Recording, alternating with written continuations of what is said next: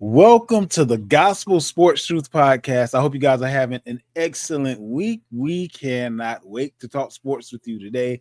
I am your host, Zay, the Fantasy Football Feed, and I have my guy and yours, BK Wins. Holla at the people. Hey everyone. We are fastly approaching Super Bowl 59. We are fastly approaching March Madness. There's just a lot going on. The WNBA has all kind of trades and stuff going on. There's all kind of college hoops with the men and women.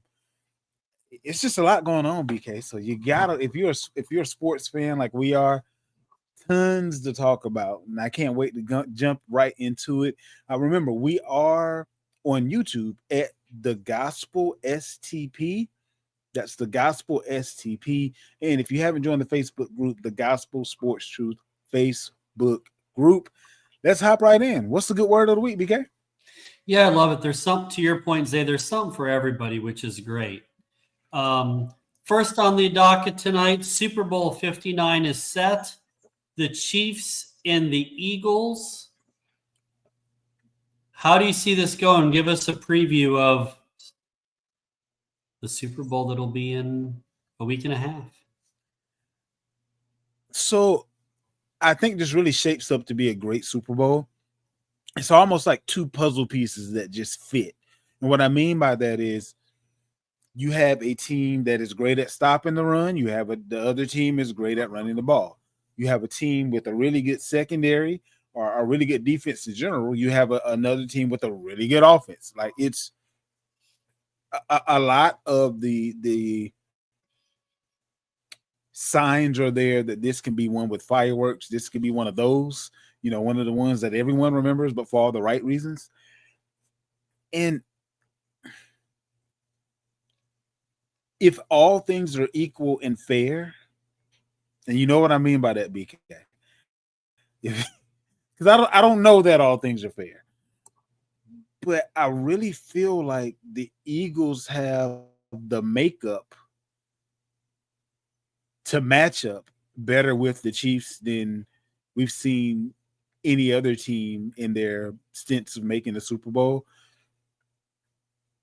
I really feel like in this particular Super Bowl, the Eagles actually have the better team.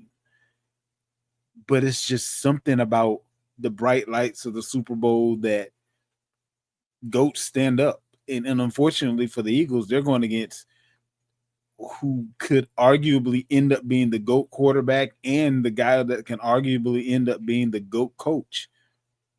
I don't know that they're going to be able to overcome that because I feel like at some point the game may be too big for Sirianni. That's the only deficit that I see with the Eagles currently. And obviously when looking at the, two quarterbacks, Hurts has been hot. This postseason, he's actually had the highest numbers as it pertains to deep passes over 25 yards. But Mahomes is Mahomes. So what do you got? Yeah, so I do think that it will be a good game because both teams are very talented. Roster standpoint, they're the two most talented rosters. I mean, I would put the Niners in there, but injuries screwed them over. They just were decimated with injuries. So, but from a roster standpoint, it's hard to argue against the Chiefs and the Eagles in terms of their talent. On the line of scrimmage, playmakers, special teams, all of those things are pretty equal or equal. I think for me, the thing that sways it is the Chiefs have the much better coach and they have the much better quarterback. And so ultimately in these kind of games, while the lines of scrimmage are what determine the games, the most important thing outside of that is coaching and quarterback. And unfortunately, those X factors aren't competitive. And you give Andy Reid an extra an extra week to prepare, 2 weeks versus one. I just feel like that time will give Kansas City an advantage.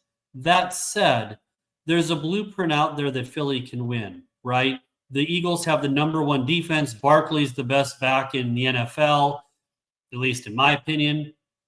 I think given both of those things and the fact that the Chiefs, we all know, are have a penchant of playing one score games, literally like almost all of them are one score games. So inherently it's going to be close.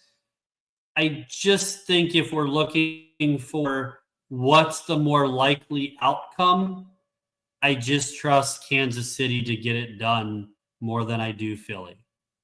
I can see that. I couldn't argue that if I wanted to. That's just been a logical thinker as it pertains to sports, which most people are fanatics, so they rush one way or the other. But I could definitely see where you're coming from with that. It's going to be an excellent game, though. That's the main thing that I'm looking at. I don't foresee this getting too far away from either team.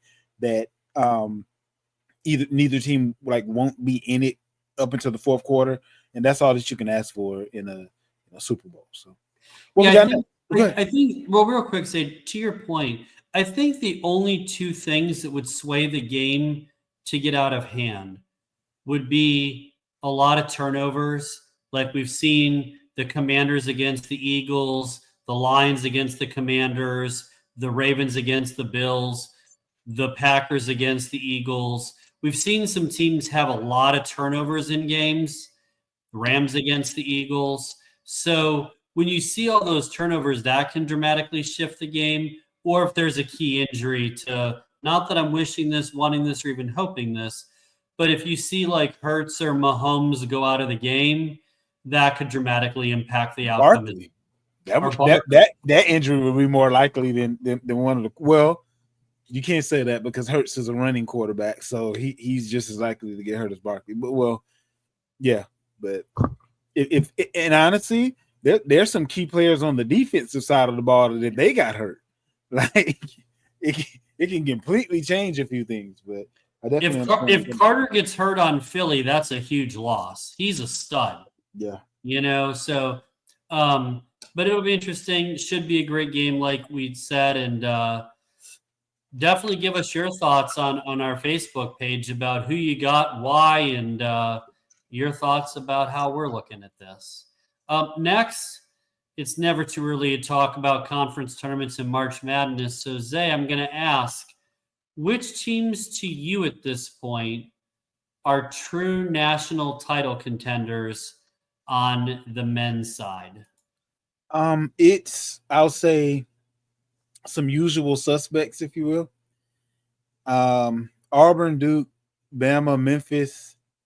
Memphis isn't necessarily a usual suspect, but I do have them in there. Michigan State, Kansas, Tennessee, Houston. Basically, the teams that have shown themselves to be worthy to be able to deal with the added pressure that you have during tournament time. Like the teams that have been able to, play through adversity, able to kind of come up on the right end of things when they're in close games, because God knows that comes into factor when you're in the tournament. So the teams that are shown to, dare I say, grit, if you will, and been able to kind of get it out the mud, no matter what the situation was, they were kind of able to navigate. Now, obviously, as it pertains to college basketball, there's very, very rarely a perfect team. But the team with the least amount of warts, if you will, as it goes into tournament time, and more than any other sport or any other tournament, the coaches matter so much. Like, I don't know if this is a win-win for the Gipper type of year for Michigan State. The scuttlebutt has been that Izzo may decide to retire. And if that happens, then maybe they know a little bit more in the locker room than they're letting know in other places, and they have the less go out on top type of mentality, if you will. Like you say all the time, BK, college sports is where you see the most um, difference, if you will, as it pertains to emotion. And that would definitely be one of those times that maybe you give 110% instead of 100, knowing that it's going to be coach's last go around. Um, but yeah, I mean, pretty much the usual suspects. Got the teams that have been uh, playing well and kind of getting through the gauntlet all year. And then there are a few other teams that have a chance, but these are the guys that I think are most likely. It'll be out of these teams, my four, as far as the guys that are going to be in the championship game on my bracket, they'll be coming out of these teams. I'll put it that way. Yeah, that's definitely fair. So I agree. I mean, is Duke is really good this year. The one thing I concerned about them is they're very, very reliant on superstar Cooper Flag. He's their all-world player. I wonder against better teams that are able to kind of make somebody else beat you where he's not able to score 30 a game and he only scores, let's say, 18 or 20, which is still a great game in college, don't get me wrong, but where he can't score 30, 35, 40 like he has been in some games. I wonder how Duke's complementary pieces are going to be able to get him over the finish line, especially in a one and done situation like the tournament where one bad shooting half and you're out. It I kind of wonder, reminds me of last year with UConn and who was it with Edie? Purdue. Yeah, yeah. If you can just make Superman Clark Kent that evening, the rest of the team will take out take out the other guys. It kind of reminds me of that sort of a matchup, if that makes sense. Uh, yeah, I think that's fair. Yeah. So I think, so I got like Duke, Auburn, Kansas, Tennessee, Michigan State, um, a team that I love, but I am concerned with their ability to score in the tournament enough is Houston. Calvin Mm. Sampson does a hell of a job there. And I've noticed they've been able to pull out some tough road wins. They won at Kansas, which it's tough to win in Lawrence Fieldhouse for sure. Um, and they won a tight game at UCF the other weekend where they pulled that out at the buzzer. They're just a gritty, tough, hard-nosed defensive team that finds a way. But are you able to score enough to win 6 games in the tournament? That's the thing when I evaluate them that I wonder.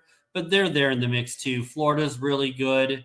I think there's about 8 teams that you can kind of point to that can get it. Kentucky's another team that's very talented. If the ball bounces their way, it should be really interesting because to me, there's no dominant juggernaut team. There's a Yeah, lot of really, really good teams, which should make for a great March. agreed. South Carolina Gamecocks beat previously undefeated LSU Tigers. Man, this was an epic SEC regular season battle. I got to be honest with you. This is one of those games that kind of where you kind of have to show what you got, pull out all the stops, if you will. And LSU was doing their thing for the first little part of the game. They were up by 10 at one point in the early goings of the game. Then the Gamecocks came roaring back, and I don't think LSU saw the lead again after the Gamecocks took over the lead. The thing is, the Gamecocks have one of the deepest teams, but they don't have the dominant player. Um, if you look at, let's say,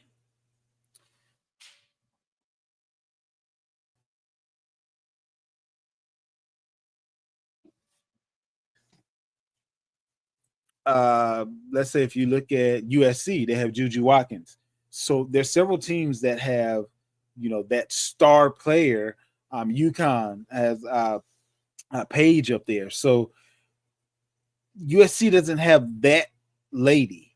However, the totality of the team and the fact that they can literally go from first man up to last man on the bench and not lose very much, that's their strength. And also the coach. I kind of feel like South Carolina is set up to win this thing again, just because they don't have to the same recipe that you just gave a second ago, where you take out the it person. The same thing holds true. You go ahead and choose who you're going to take out on Carolina. Everybody else is going to step up because everyone else can step up.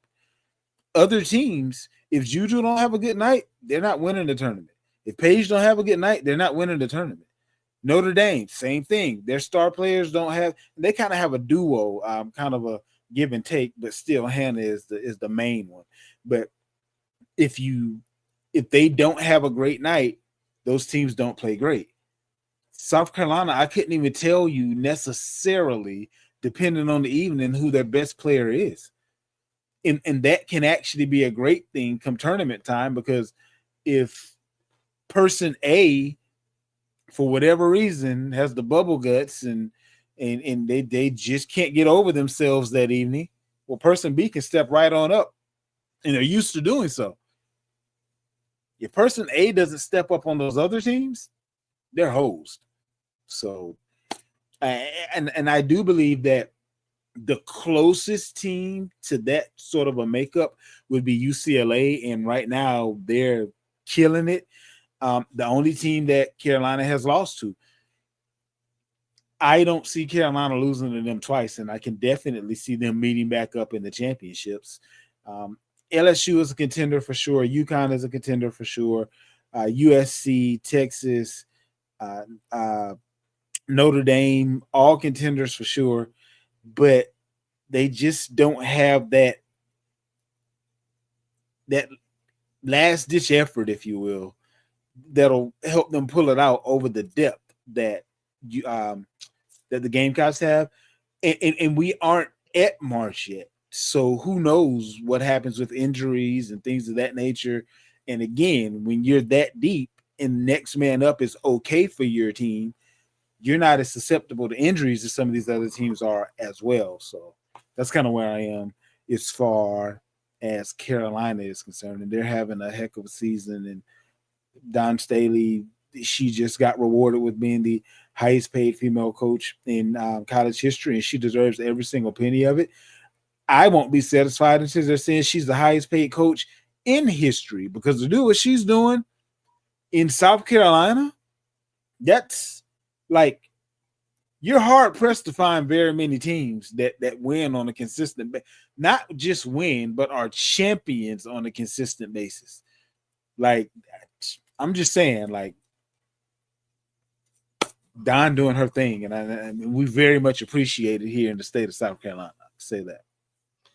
Yeah, so to echo that, I think that, look, Don Staley's a great coach, an all-time historically great coach. But the thing that I love the most about her is she's an even better person. And it's really hard to find somebody that's the only coach in women's college basketball, and just because of a number of title disparity, would be Gina Auriemma with 11 national titles. It's hard to overlook 11 titles. But outside of that, there's nowhere near Dawn Staley in women's college basketball. She is an all-time great. But again, even a much better person. And I love her character, professionalism, the accountability. There's a reason why people want to play for her. Who wouldn't want to? And there's a reason why parents want to send their children to her and trust her with their children. Just because you're a good, like you said, just because you're a good coach doesn't make you a good person. You I won't say rarely, but you don't necessarily find both to be true within the same person and at the same level. Yeah. As far as the teams go, I mean, you outlined the teams that are contenders. UCLA, Southern Cal, Notre Dame, Texas, um,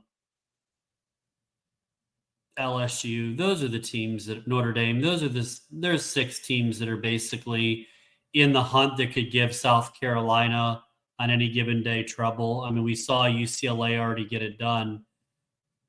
History would say that the team that won the first time would win the rematch. It's about a 65% chance historically in sports. Um, but I don't agree in this situation that would be the likely outcome, because I think there's a strength in numbers. In this situation, you brought up the emotion piece, right? If I take an NFL game or even an NBA game where I know team A is at home, the crowd is going to be very revved up for the game and the atmosphere will be great. But at the end of the day, the team B, who has more talent in the pros, is usually going to win the game. The crowd really isn't going to very much impact the outcome when the other team just has more talent. But in college, we see this all the time where the home team gets an early lead or goes on the field in football or goes on an early run in basketball, and the crowd carries them to the finish line. We see it all the time. Of course, then they storm the courts, and then there's fines, and there's all those fun things that come with that, and goalposts disappear in rivers and all kinds of difficult things. But I say all that to say that I think the advantage here goes to South Carolina in a potential rematch with UCLA, because I trust Coach Staley to make the adjustments from what didn't go well in that first meeting. And they also have, to coin a phrase, strength in numbers. They have so much depth that they'll be able to wear teams down. And in a tournament where you're playing 6 games to win a title, the depth will matter. And I just think Carolina has an advantage, not to mention the fact that they've been there, done that. So moving right along here, our truth in nothing but the truth. What we got up first, BK? So who's the best quarterback of all time to never have won a Super Bowl? I have 2, but I really only have 1. But I have 2 because I figured that both of our number 1s would be the same guy. So I think that the easy answer is Dan Marino. But my number 2 is Jim Kelly. What he did out there in Buffalo, he could have been the first quarterback with a 3-peat, but he had a 3-peat, but 3 losses. And that's not the direction you wanted to go as far as that was concerned. But I mean, how many quarterbacks? By the way, good people out there, Dave's email address is Bill's Mafia. Go get them. Just tell the truth. Like there were some pretty painful games. Like there was some, like I remember being a little boy at my cousin's house, Cowboy fans. I didn't have a dog in the fight, didn't really care. But I remember, I think the defensive guy's last name is Lott, and he was about to score a touchdown, and somebody came and knocked the ball out of his hands, and that was like the game was already out of hand. But I just remember that for some reason, and I remember completely tuning out the Super Bowl because the game was already over. But for what I've always been kind of a contrarian. So because everybody else in the house was going to Cowboys, I was going with the Bills, and I just remember that for some reason. Don't remember much else about that day, but I do remember that. But yeah, those are my two. And I'm going to put you on the spot, BK. I am going to ask that you come up with a name other than those two that is at least an honorable mention that you can say, okay, I can see that. Yeah, it's interesting. And I promise I'm not stalling. But the clear answer to me was Dan Marino. I would have never thought a quarterback who made the Super Bowl in his rookie year would never, ever make it back to another Super Bowl, let alone not win one. It's not Um, promised. so, I'm not mad at your Jim Kelly one. I think that is definitely fair. Um, I Now think you're for stalling. what's that? I said, now you're stalling. But for me, if I were to pick somebody, I would actually go right back to the same team. For me, I would say Josh Allen. He would be for a guy who's accomplished what he has, and how many times he's come close. 2 AFC title games, 2 very tough losses to Kansas City, including this year. I'd be hard pressed to come up with another name that hasn't won one that we didn't already reference or you didn't already reference. I would go Lamar Jackson before I went Josh Allen. If that's the direction that we're going in. Well, the reason why, and I figured you would. Oh, did you now? Yeah. Yes, I did. But I think that I think for me, he really hasn't tangibly come close. And I look at how he's played in the postseason, and I hate to hammer the stats, but when you have 10 touchdowns in your postseason career, 7 picks and 6 fumbles, and I watch you hemorrhage games with turnovers in the postseason, that is, it's just hard for me. Like, Josh Allen is losing because Mahomes is just better, and he gets in these gunslinging games where, like, the Chiefs just somehow manage to win these one-score games and knock them out. It's not because Josh Allen has played bad or beating themselves, I mean. But I'm not mad at Lamar Jackson, for the record, but I'm trying to go through history, right? Like, different quarterbacks that I can think of that I consider great quarterbacks. Elway, Montana, Brady, Troy Aikman, Rodgers, Favre, Steve Young, like all these guys won titles. So to try to find one that hasn't, even if you start to climb down the ladder slightly, and it's not necessarily the best, even some of those guys have won titles. Like, the question makes it difficult because who's great and didn't win? Yep. Although you'll love this. What we got? If I were picking an honorable mention, as some people I know love to do on the show, I would say that Joe Burrow would be my honorable mention. I was thinking that, but then I was thinking, nah, he's a little too young. I can't go great yet. I guess I can. Like, even though the Cincinnati figured out a way to do what they do, it hasn't been by lack of his play. Well, I can say it's been by lack of his playing, literally, because he's been injured. Other than that, he seems to be the kryptonite to Kansas City. He just got to stay healthy. What do we got next? Well, it's time to talk some Buckeyes. Okay. So never a bad time to talk about the Buckeyes.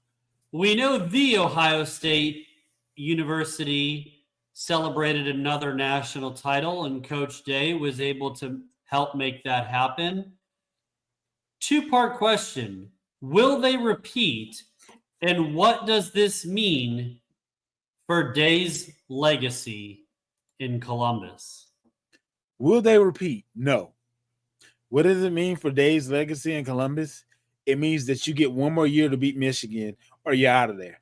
That's what it means for Dave.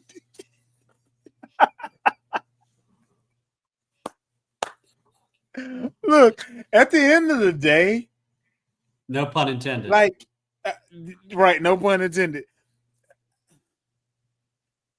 I appreciate more than you could ever know, Ryan. Okay, let me look directly into this. Is for you, Ryan Day. This is directly to you. Okay, I appreciate more than you could ever know bringing a championship not only to the Buckeyes but to the Big Ten now for the second year in a row. I don't know who won last year. Don't want to talk about who won last year, but I know the Buckeyes won this year. We'll talk about that. But I do know that 2 years straight, the Big Ten has won the championship. One more year of anybody other than the SEC winning, and one more year of the top dogs in the SEC not quite going down the road that they normally go. And the one thing that I can say that Ryan Day has been instrumental in is in tearing down the regime. That has to add to your legacy. When you're a part of tearing down the machine that is the SEC, well, eons later, probably not by Buckeye fans, people will speak of you in a certain ilk that makes it seem like you're very much better than you are. That's pretty much where I am. Yeah, I don't like you. I don't. It's nothing personal. I don't like you. I don't like the way you coach.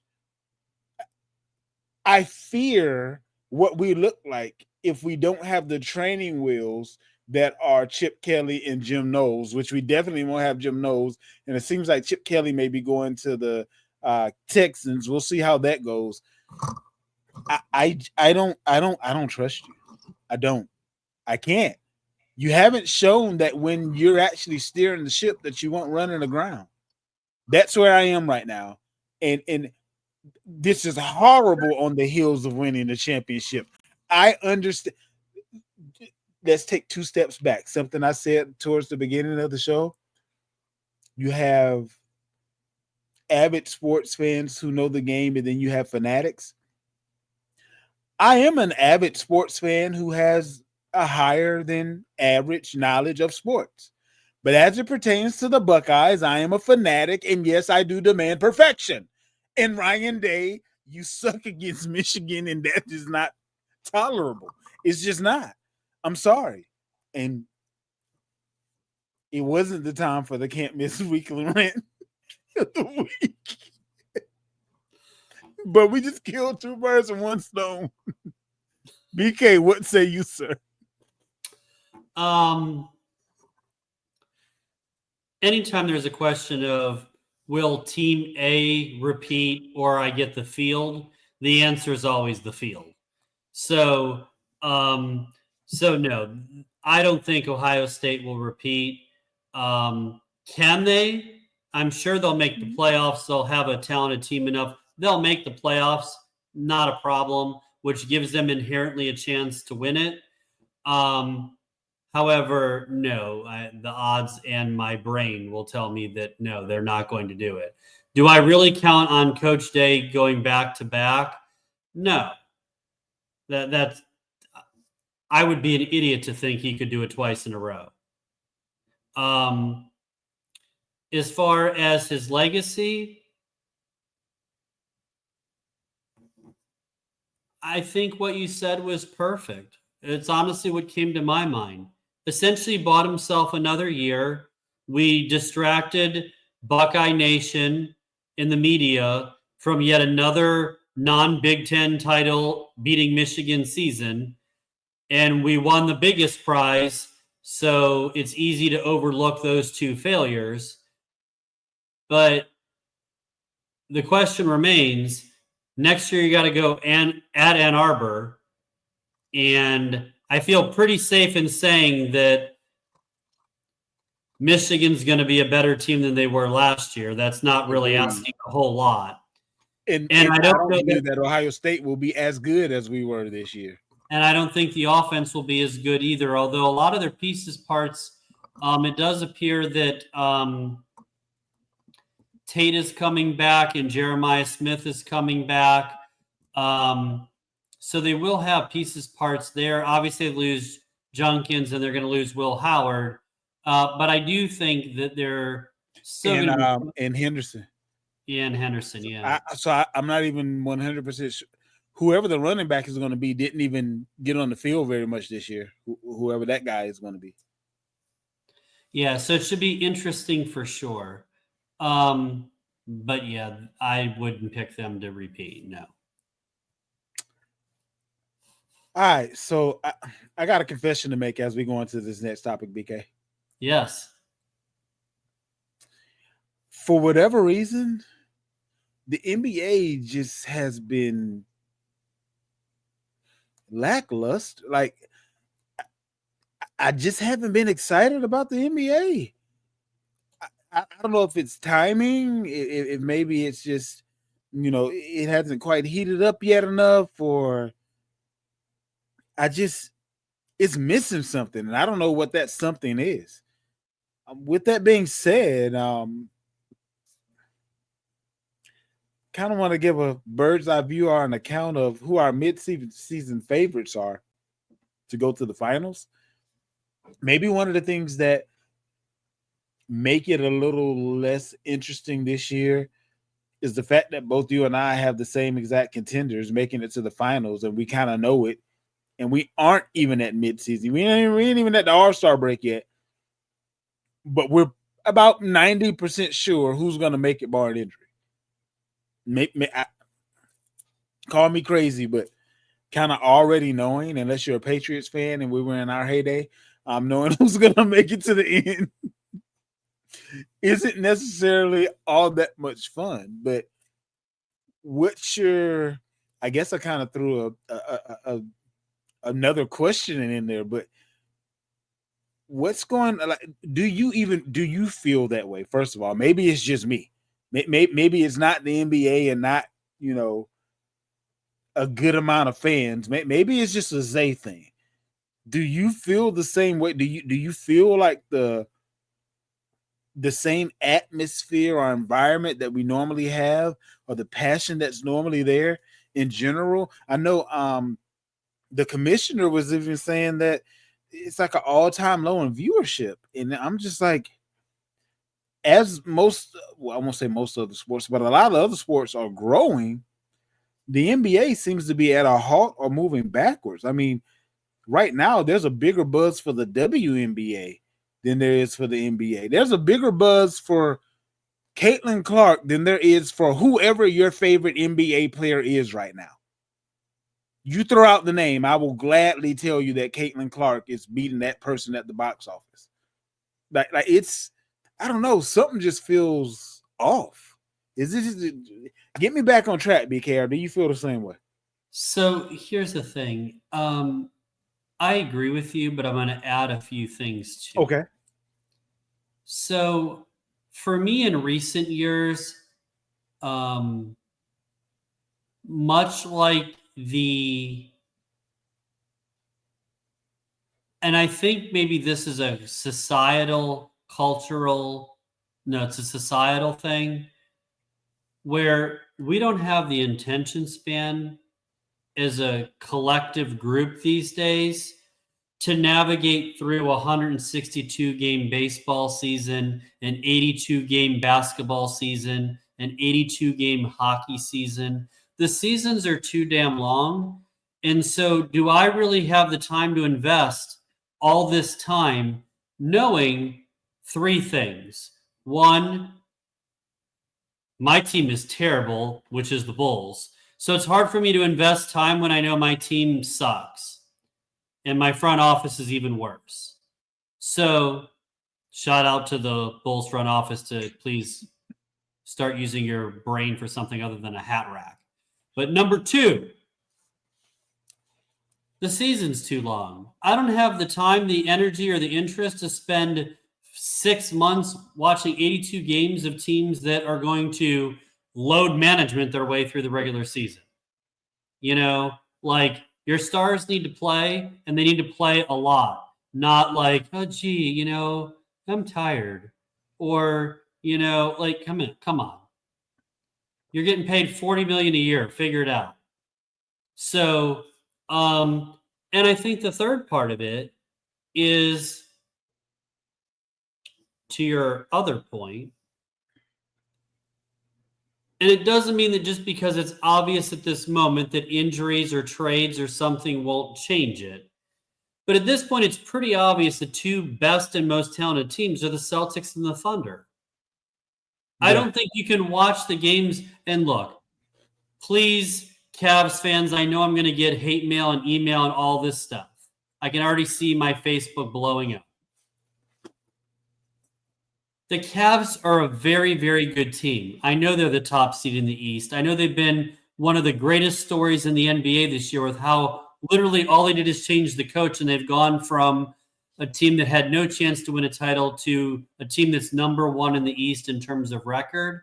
But make no mistake, yes, I've watched some games, specifically when the Cavs play the Celtics. I don't think you'd find a realistic person who understands basketball. Forget being a Cavs fan or Celtics fan, but just studying the talent and the rosters that wouldn't take the Celtics to beat the Cavs in the playoff series. I don't agree at all. I mean, I don't disagree at all. Excuse me. It's a team that's going on a really nice run, but when the rubber meets the road, a 7-game series is quite a bit different than going on a regular season run. There have been teams that didn't even gear up to play until after All-Star break. Didn't give a fat rat skinny behind what their record was when they went into the playoffs. They just needed to make the playoffs. Didn't matter. So I can kind of see, I just really wish that something was. I don't know what's basketball just used to be for me a much more not in. I don't think it's lost its interest. I'm still interested in it for sure, but just the excitement is not the same. I don't know. And real quick, because you know how I love the Vegas betting odds angles. So if you're wondering at home, and by the way, this is not a prediction, a best bet, or anything like that, just running through the numbers to do due diligence here. But Celtics plus 210 to make it to the finals, Thunder plus 230, the two betting favorites by a lot. The Cavs are third at plus 850. Not surprising, they have the second best record in the NBA behind the Thunder. So it makes sense that they're in first in the East. So it makes sense that they would be there. Some interesting ones that I want to throw out there is just a little, I like to sometimes delve into the non-obvious options. The Mavs are plus 2,100. And from a value standpoint, now again, we both just told everyone that it's likely the Celtics and the Thunder for good reason. But, things happen in sports, and if you're trying to dabble in something and, take a shot, Mavs plus 2,100. The other sneaky one is the Suns are plus 4,300.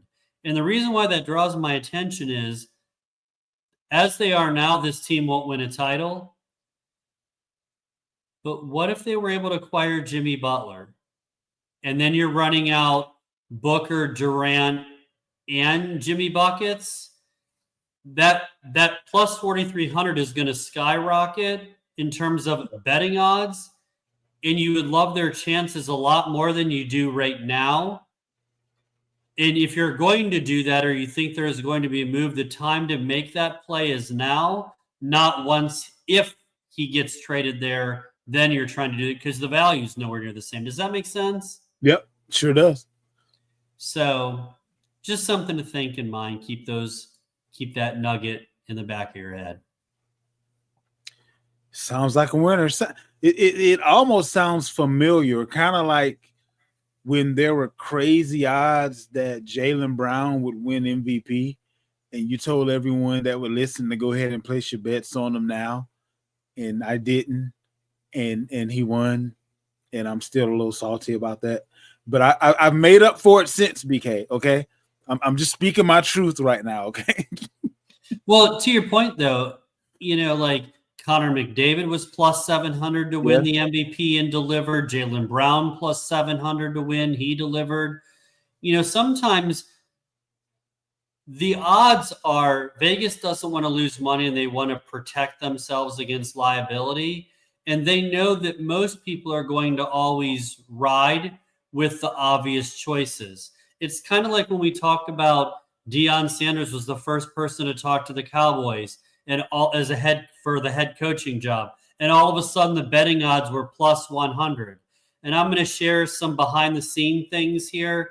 So Vander and Zay and I are in our group little text, and Zay shot us that message, and Vander and I were like, "There's no way this is happening." And I know, as sure as we all sit here, there were a ton of people in the betting public who ran to bet plus 100, and I'm just like, you're literally lighting money on fire. What are we doing? And but it's interesting, those odds get inflated based on perception, and it really causes, it's why Vegas has those tall buildings, because they know people are going to run to the shiny star and not necessarily see the forest through the trees. I have learned more about that in understanding that this year than I have had in my entire life. Like literally, because I'm up 400% at this point. And that's if we're only counting the Vegas side of things. If we include the fantasy football side of things, it's that adds another. I couldn't even tell you how far I'm up at that point. Like just being able to tie in the two, which is what you're able to get here at the Gospel, getting kind of the best of all worlds. The Vegas side of it, the sports fanatic side of it, but then also the fantasy champion side of it. It's like you, as my grandma used to say, you can't lose for winning. So, yeah. As they say, all we do is win, Zay. All we do is win. Last up for our truth and nothing but the truth. What we got? What's wrong with the South Carolina Gamecocks men's basketball team? 0-8 in SEC play this year, albeit 5 close losses and 3 blowouts. But they're the only team in the SEC that has a losing record, and everyone else has at least 4 games or more over 500. I'm going to go through some more stats and ask some follow-up questions here. So Lamont Paris, for those you don't know, in his 3rd season as Carolina head coach, 47-40, and that's through the most recent game. His first year, he was 11-21, 4-14 in conference play. Obviously, nobody forgets the 26-8 and 13-5 in conference last year. And then this year, he's 10-11 overall, 0-8 in the conference. So if I do a little breakdown, 21-32 or 4-22 in conference play, if you throw out year 2, obviously 26-8 and 13-5 in his middle year. I guess here's the reason why I bring this up, Zay. I need your help trying to figure this out. So my brother and I, much like you and I, we agree on a lot of things. When Lamont Paris got his extension last year, after historically great Carolina men's basketball season, he and I could not have disagreed more about this. My brother was a huge fan and thought it was very warranted and well-deserved that Paris got an extension based on year 2 results. And from my perspective, I can appreciate why. He had a great year The team was great, and you want to protect and keep people there that you value and had a great year.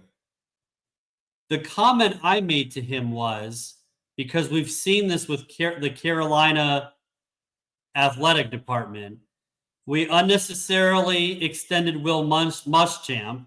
We saw how that turned out, right? We've extended coaches in the past unnecessarily. If the guy struggled in year one and we weren't sure he was going to make it through year two, and then he had a great year two, and then in year three, the team literally sucks. And I don't know how you would interpret 0-8 other than that. I guess my question to you are, do you agree with my brother that the extension was warranted and I'm just overreacting and should just shush my pie hole about this? Or do you think he's in trouble after? I mean, well, he'll make it through this year and he probably has one more year, I feel like. But do you think he's back on the hot seat? Do you think the extension was right? What's wrong with the team? Break it down. Make it make sense to me. So a few things I'll kind of dig into here. First of all, do I believe that he deserved the extension? Sure, why not? I say that only because who else has gotten more out of the Carolina Gamecocks men's basketball team? Maybe you caught lightning in a bottle and it won't repeat itself. But if there's a possibility that there was something to what happened, I think you would be better off locking that down than going back to the drawing board. It takes a certain type of coach to be successful without top talent, which is what you're going to have to try to do in South Carolina. Until you rearrange and change the culture, and then Coach Staley has shown you, even Coach Beamer right now is showing you, kids will come to South Carolina, but you got to give them something to come to first. Knowing that could have been the scenario if we had 2 back-to-back years under the same coach, that we may kind of be able to ride that wave. I think it made sense because kids aren't going to situations where they're getting picked up by Coach A, but Coach A might not have a job by end of this year. So I think they kind of had to do that just to see if they could bring in a little bit better talent and to see what he'll be able to do with the talent that was already there and the talent that will come in. Do they suck? Absolutely. There's no other way around it. I don't know if other teams have just gotten better and South Carolina has stayed where they are, or if whatever the sermon that was being preached just isn't being received this year again. It was I feel good this Sunday, but then I'm back to my old ways next Sunday, and I don't want to hear what you said last week again. I don't know, but could he be or will he be on the hot seat again? Absolutely. That's the way coaching works. Bill Belichick is no longer with the Patriots. What I mean, anybody can get it at the end of the day. You know what I mean? So due to the nature of his extension, I'm pretty sure that they won't let him go this week, this year, just because of what that contract may look like. But I'm gonna be honest with you though, even his buyout for this year, giving who may be willing to come in and take his place, may not be too much to not consider the move. I'll put it that way. And at this point in the game, you have South Carolina football is number one in town. I would have said a few years back baseball was number two, but now I think that the South Carolina women's basketball team is number two, closely followed by baseball. South Carolina men's basketball isn't even on the chart. So I don't know that the fans are rabid enough to call for his job. I don't even know if most of the fans know who's currently the head coach. So sometimes you get a little bit more leeway when you aren't following up anything of note.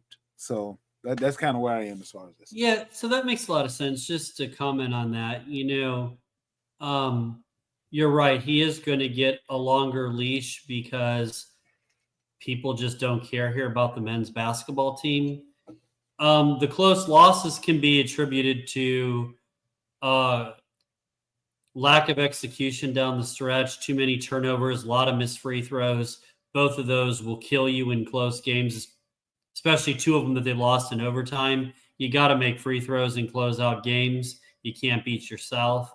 As far as going back to the extension, I guess here's my main argument, because I don't think that I did a great job of outlining it.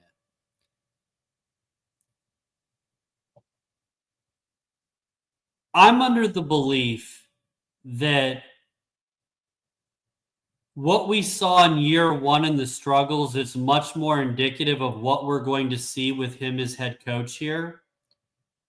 At this point, I've seen now almost 3 years. I saw 2 well below average years and 1 historically great year. I wasn't a big fan of the hire prior to it. I saw the year 1, for lack of a better word, debacle. We'll say struggle. Debacle's probably too strong. Year 1 struggle. I saw the greatness of year 2, and this year's definitely a debacle. You're not winless in 8 conference games after winning 26 games last year, and that's not a debacle. So, I guess in my mind is I was never a big fan of the hire to begin with. And I know others may disagree with that, and that's fine.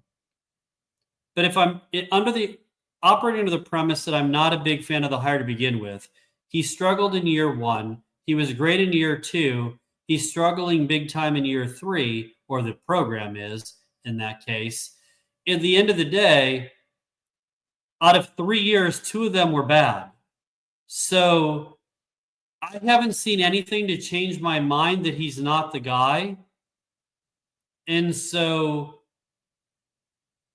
personally speaking, for me, I would have, if he would have left after last year, I'd drive him to the airport. Thank you for a historically great year. We appreciate what a tremendous season this was. It was a lot of fun. Go take your paycheck somewhere else. We'll find someone else. Like, I'm not fighting to, like, listen. If someone said Dawn Staley's taking another job in college basketball, I would literally try to barricade every airport I could to prevent her from leaving town. If Lamont Paris left, I'd drive him to the airport myself. How soon do you want to get there?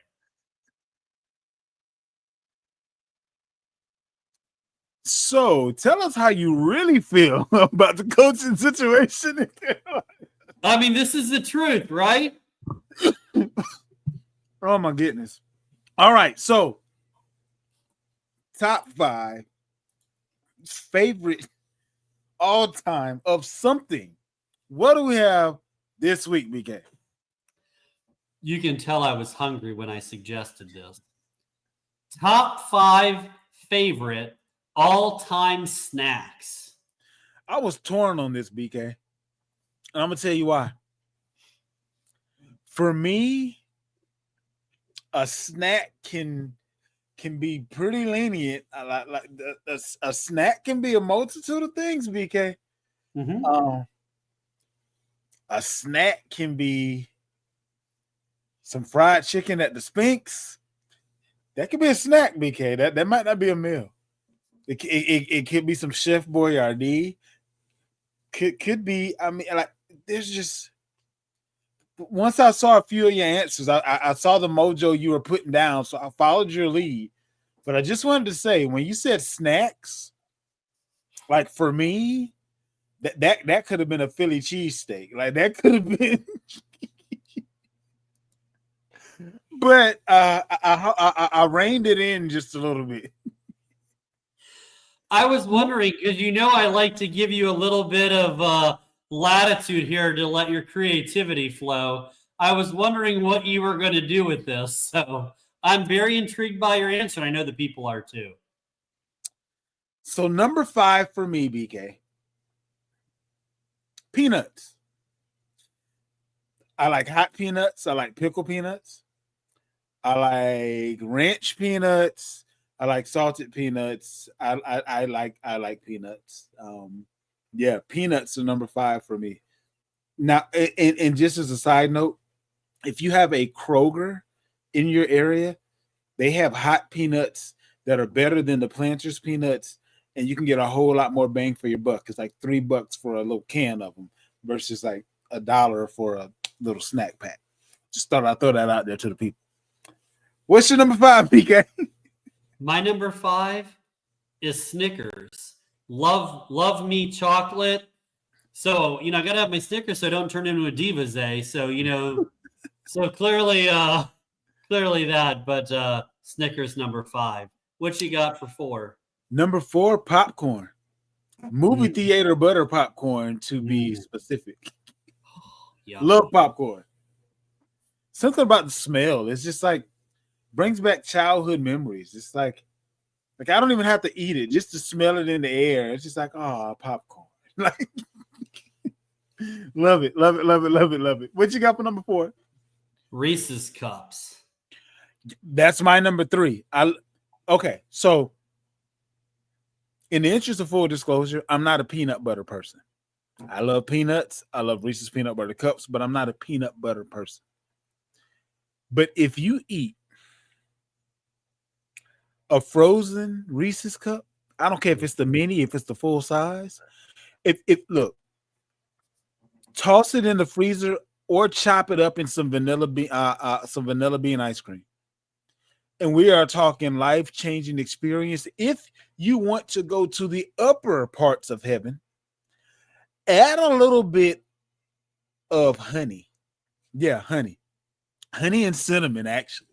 I'm giving away a lot of secrets here today, BK, but honey, cinnamon, Reese's Cups, vanilla bean ice cream, and we are talking like a little piece of heaven. You're making me hungry. A little piece of heaven, BK. Just throwing it out there. All right. You're number 2. 3. You're number 3. I'm sorry. Number 3, chocolate chip cookies. I can see that. I could definitely see that. As a kid, Zay, my favorite cookie as a kid was now I drew a blank. Soft batch cookies. Love the Keebler elves. The little... Yo, I'm gonna tell you what though. I got spoiled because my high school, we had the Otis Spunkmeyer cookie. What they literally like put them in the little toaster oven there. So when you bought them, they'd be nice and fresh and soft. So it was almost like a soft batch, but not because it was going to remain that way until you ate them all, but because it was literally fresh out of the toaster. But yeah, I definitely see your point there. Number 2 for me, I kind of already mixed that in with my number 3. My number 2 was ice cream. So yeah, but if you want to, if you like vanilla ice cream, but you want to kick it up a notch, I'm telling you, honey and cinnamon is where it's at. For sure. What you got next, BK? So my number 2 is ice cream with a specific thing. Okay. Which are hot fudge sundaes.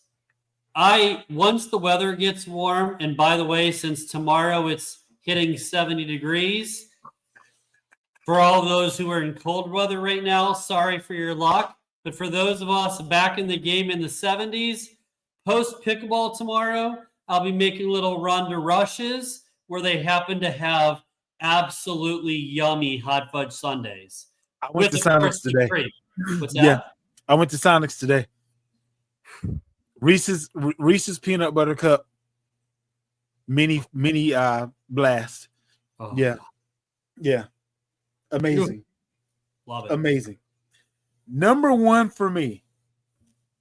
And look, I understand this is more of the younger generation type of a snack, but I don't care. And I'm man enough to say I like what I like. Give me some milk and cookies, and I am as happy can be. Give me some milk and cookies, and I'm a happy camper. I, Oreos, chocolate chip, it doesn't matter. The sandwich cream cookies, the lemon sandwich cream cookies. Those are extra special to my heart. They really are. But yeah, any kind of cookie. Look, I am not far removed. Well, now I am far removed, but I can fondly remember going as far as dipping cookies in punch in vacation Bible school. Like, you gotta dip the cookie in something. Like, we gonna dip it into.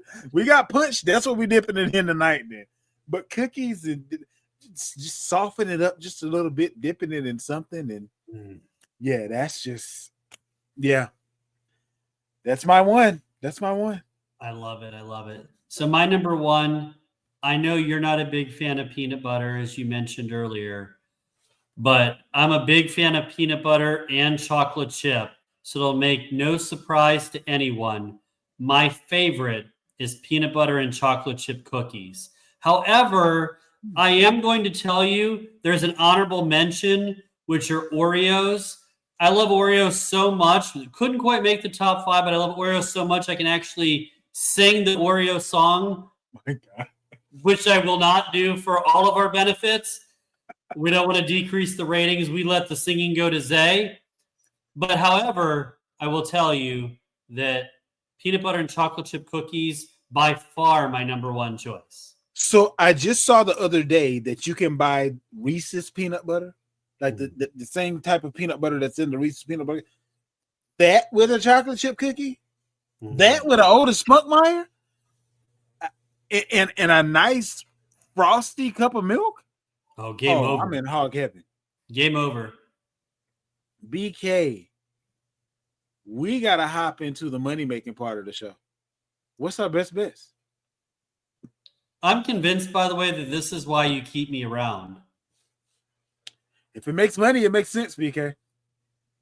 Well, last week NFL, we nailed the Chiefs and the Eagles. I told you how much I wanted to be wrong about the Eagles, but we were not. This week, I'm going to give you a little Super Bowl best bet early. So you guys have plenty of time to run to the window and make sure you get the winning ticket. At the time that I looked this morning, Kansas City was a 1.5-point favorite over the Eagles. So essentially a pick 'em because you're not really worried about the 1.5 at that point. You're basically picking who you think is going to win. Well, you guys know from earlier in the show, you give me the much better quarterback and the much better coach. This seems like an easy thing to me. I like the Chiefs. I would take them minus 1.5. I would also take them at the money line. By the way, some of you, and I did this parlay last year, I bet on the Chiefs plus Mahomes to win MVP. You'll see another parlay this year. The betting odds to do it by itself aren't great. Mahomes plus 120 for MVP. But give me the Chiefs and Mahomes as well as a parlay. I like that to happen as well.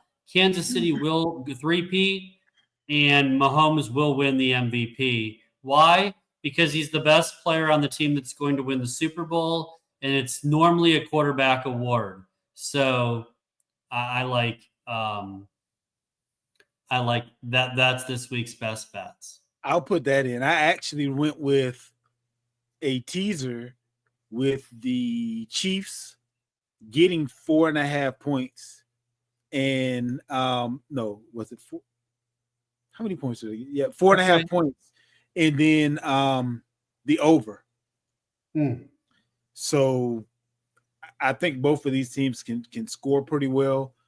I can't remember what the over was, but I was like, yeah, this kind of makes sense.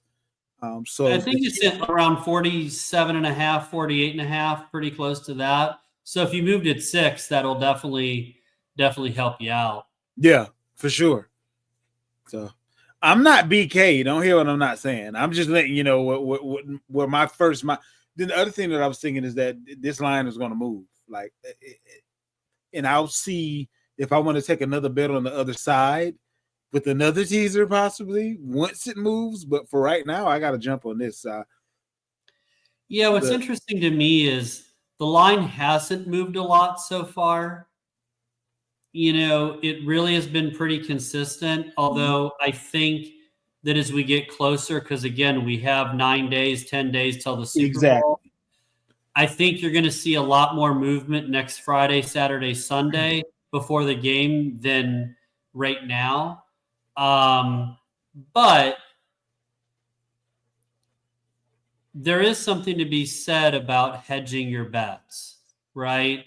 So I may be confident in Team A winning, in this case, the Chiefs, but later on there might be some injuries that get released and make me want to hedge those bets and take Philadelphia just to kind of minimize that risk and that loss should it go badly. And depending on how you go about doing it, there's a way that you can actually still win both bets. So not hedging just for hedging's sake, but kind of giving yourself a little bit of a cushion in one direction and in the other, and having the leeway to be able to win both. And in some cases, the likelihood to be able to win both. But agreed.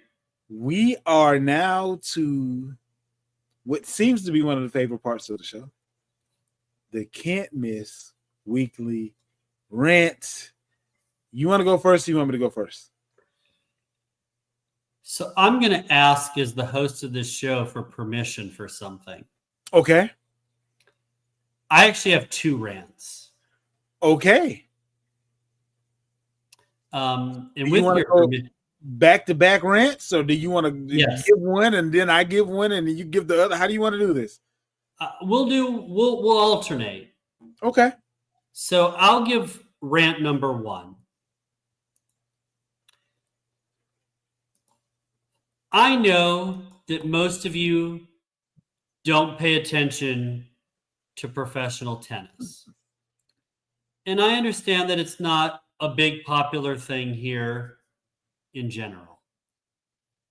But for those of you who watch the Australian Open, there was a tremendous backlash and outcry because the greatest tennis player of all time, Novak Djokovic, 24 Grand Slam titles. By the way, 10 of those in Australia. No one's close to that. Got first accused of faking an injury, then got so much criticism when he retired after the first set in the semifinals from a hamstring tear that he got booed off the court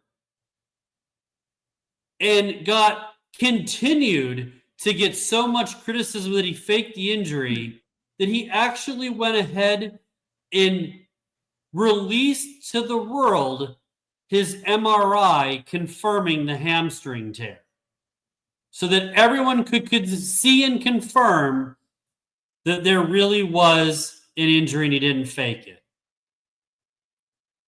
First of all, he's an all-time great player. He's the greatest player to ever lace him up in Australia when it comes to tennis. You're going to boo the man? He won a tournament with a hamstring tear in the past. This one much worse, just to distinguish. He's won 2 majors there in the last 4 years with significant injuries. And you're going to question the man that he's going to retire because of an injury? Do you think he wanted to give up winning a title for fun? You guys have to do better. I understand that you paid a lot of money and you're upset that you didn't get your money's worth, and I can appreciate being frustrated about that. But nobody comes to your work and boo when you're hurt or you're not feeling your best. You don't boo an all-time great, especially at that venue or any venue for that. That's terrible sportsmanship. It's a lack of class. Do better. Can't say enough bad things about that. And this should never, ever, ever happen again. My rant isn't specifically on a particular athlete. It's just in general. I've seen a few posts lately, and I've heard things in the past too that kind of lends itself to the same thought process. But stop putting athletes on the pedestal. They aren't there to be a role model. They aren't pastors. They aren't even politicians. They weren't voted into office. They never pledged to do right by you or do best by you. None of that. They pledge to make as much money as they possibly can playing a sport that they perfected. That's it. That's all. Now, in a perfect world, they would acknowledge that kids look up to them and they emulate some of their actions and behaviors. But guess what? That's where your job as a parent comes in. Yeah. Quit letting other people raise your kid. Like my 9-year-old son loves Ja Morant. But we don't just have Ja Morant conversations that's talking about the dunk that he just put on somebody. We have Ja Morant conversations that talks about how decisions that Ja Morant has made has almost put his career in jeopardy, millions of dollars in generational wealth in jeopardy. So don't just talk about, the game or when they hit the game-winning shot.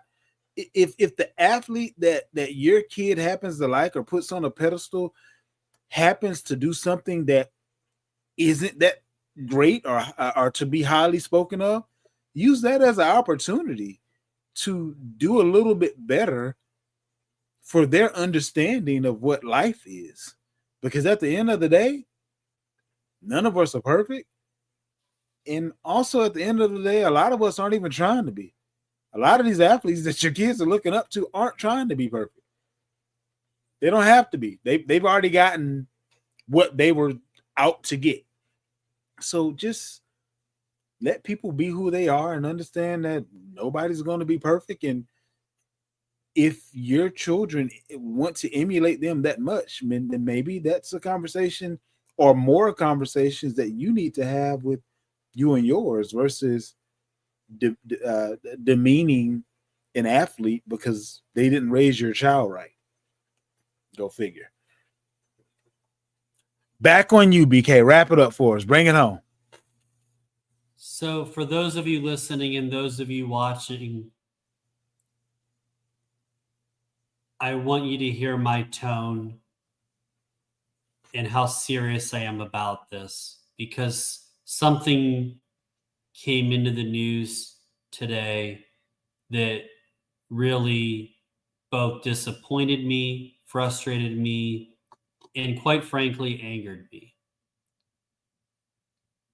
So by now, we're all familiar with Deshaun Watson and his issues with how he treats women and the cases and his, we'll just say, love for massage therapists.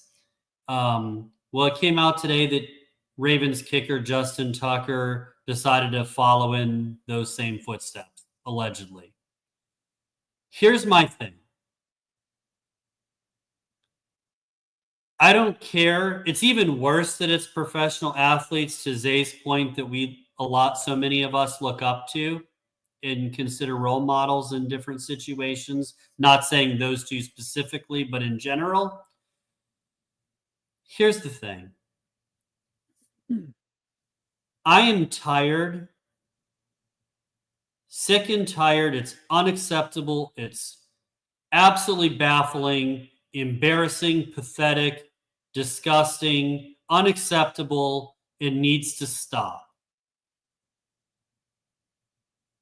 Why is it okay, or why is there not more backlash that women are constantly harassed, assaulted, and all the ungodly, awful things that women have to go through, and that these celebrities, whether it be famous celebrities or actors, actresses, sports athletes, any of the such, or even people that live a few neighborhoods from you who think it's okay to do this. Please stop treating women this way. It's not okay. It's absolutely, you should be embarrassed. And I'm going to put a call out now. I'm calling out everybody. This needs to stop. Treat people how you would want to be treated. You have a mom. You may have a sister. Would you want your daughter to be treated this way? Would you want your wife to be treated this way? Your girlfriend, your mom, a relative? Would you want them to go through this? I hope to God not. Because if you do, that's a bigger issue that I don't have enough time for. But please do better. I don't want to hear any more stories about this moving forward. I don't want to talk about it moving forward. I don't want to, because again, don't talk about it, be about it, do better. Actions speak louder than words. Hold yourself accountable. Be the person that you want to be, that you want people to treat you as. This can't happen anymore. Agreed, BK. And my friends and congregation, that is the truth and nothing but the truth. We will be back to you again on next Wednesday, wrapping up the weekend that was. We won't have much football to talk about this coming Tuesday, but I have a feeling we'll be able to fill it in with a few things there. But make sure you guys, again, join us on YouTube at The Gospel STP, on Facebook at The Gospel Sports Truth Facebook group. For this week, we're out. And remember, always tell the truth. And nothing but the truth. Later, y'all. We out.